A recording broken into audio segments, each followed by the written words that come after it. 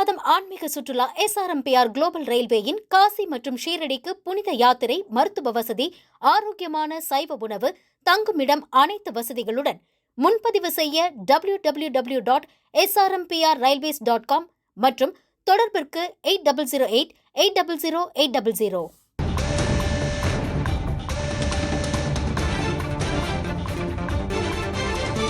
அண்மை செய்தியை பார்க்கிறோம்.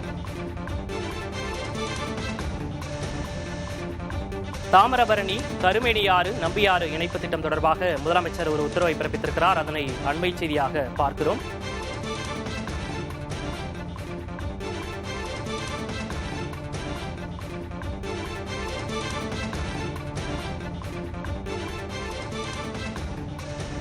தாமிரபரணி ஆறு, கருமேனியாறு, நம்பியாறு நதிநீர் இணைப்பு திட்டம் சோதனை ஓட்டம் மேற்கொள்ள முதலமைச்சர் உத்தரவு பிறப்பித்திருக்கிறார்.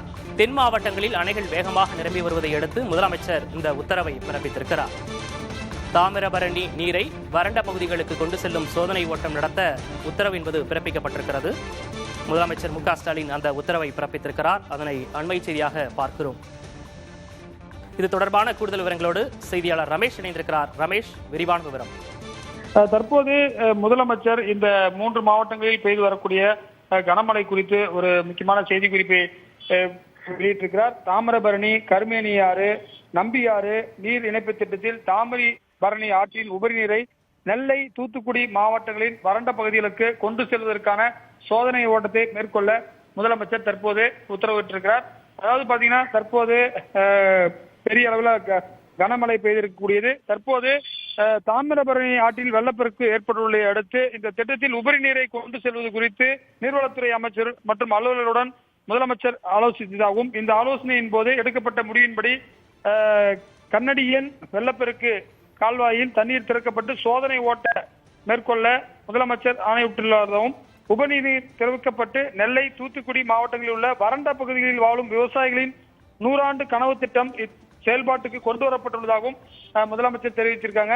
இது ஒரு முக்கியமான விஷயமாக இருக்குது. இந்த திட்டத்தினால் 17,000 ஹெக்டேர் புதிய பாசன பரப்பு, அதே போல ஏற்கனவே 23,000 ஹெக்டேர் நிலங்கள் பாசன உறுதி பெறும் என்றும், நெல்லை மாவட்டத்தில் பாளையங்கோட்டை, நாங்குநேரி, ராதாபுரம் ஆகிய 3 சட்டமன்ற தொகுதிகளும், தூத்துக்குடி மாவட்டத்தில் திருவைகுண்டம், திருச்செந்தூர் ஆகிய 2 சட்டமன்ற தொகுதிகளும் பயன்பெறும் என்றும், நெல்லை மாவட்டத்தில் 32 கிராமங்கள், 177 குளங்களும், தூத்துக்குடி மாவட்டத்தில் 18 கிராமங்களும், 75 குளங்களும் பயன்பெறும் என்று முதலமைச்சர் தெரிவிச்சிருக்காங்க. தற்போது புதிய தலைமுறை கூட நிறைய செய்தி நம்ம வெளியிட்டிருந்தோம். அதிக அளவிலான நெல்லை அரசு மருத்துவமனையிலே பாத்தீங்கன்னா தற்போது வெள்ளம் சூழ்ந்திருக்கிறது. அந்த அளவிற்கு மழை பெய்திருக்கக்கூடிய நிலையில் இந்த ஒரு முக்கியமான முடிவு தமிழக அரசு எடுத்திருக்கிறது. விக்னேஷ், ரமேஷ், இப்போ தாமிரபரணி நீரை வறண்ட பகுதிகளுக்கு கொண்டு செல்வதற்கான ஆணை என்பது பிறப்பிக்கப்பட்டிருக்கு. இதற்கான செயல் திட்டம் முன்னாடியே வகுக்கப்பட்டிருந்ததா? இதற்கான எதிர்குழு அமைக்கப்பட்டிருக்கா? பாத்தீங்கன்னா இது ஏற்கனவே இந்த திட்டம் அப்போதைய முதலமைச்சர் கலைஞர் கருணாநிதியால் 2009ஆம் ஆண்டு பணிகள் தொடங்கப்பட்டன. கடந்த 2 ஆண்டுகளில் இப்பணிகள் விரைவுபடுத்தப்பட்டு நிறைவேற்றப்பட்டிருக்கிறது. தற்போது 3 நிலைகளுக்கான பணிகள் முழுமையாக முடிக்கப்பட்டு தற்போது 4வது நிலப்பணிகளும் முடியும் தருவாயில் உள்ளன. நெல்லை மாவட்டத்தில் 67 கிலோமீட்டர் நிலத்துக்கும், தூத்துக்குடி மாவட்டத்தில் 8 கிலோமீட்டர் நிலத்திற்கும், ஆக மொத்தம் 75 கிலோமீட்டர் நிலத்திற்கு வெள்ள நீர் கால்வாய்கள் அமைக்கப்பட்டிருப்பதாகவும் முதலமைச்சர் தெரிவிச்சிருக்காங்க. இது பாத்தீங்கன்னா நிச்சயமாக இது போன்ற இதே பாத்தீங்கன்னா சென்னையிலே பாத்தீங்கன்னா இந்த 4 மாவட்டங்களில் பெய்து கனமழையில பல 100 TMC தண்ணீர் கடலில் வீணாக கலந்து இருக்கிறது.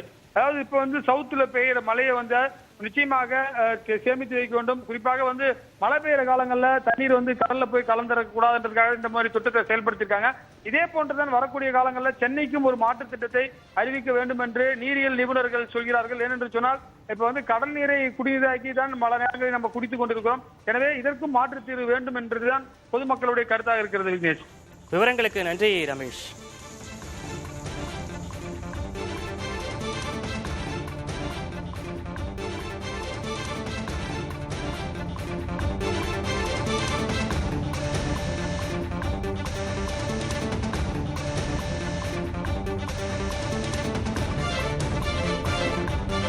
டிசம்பர் மாதம் ஆன்மீக சுற்றுலா எஸ்ஆர்எம்பிஆர் குளோபல் ரயில்வேயின் காசி மற்றும் ஷீரடிக்கு புனித யாத்திரை, மருத்துவ வசதி, ஆரோக்கியமான சைவ உணவு, தங்குமிடம் அனைத்து வசதிகளுடன் முன்பதிவு செய்ய www.srmprrailways.com மற்றும் தொடர்பிற்கு 8008 800 800.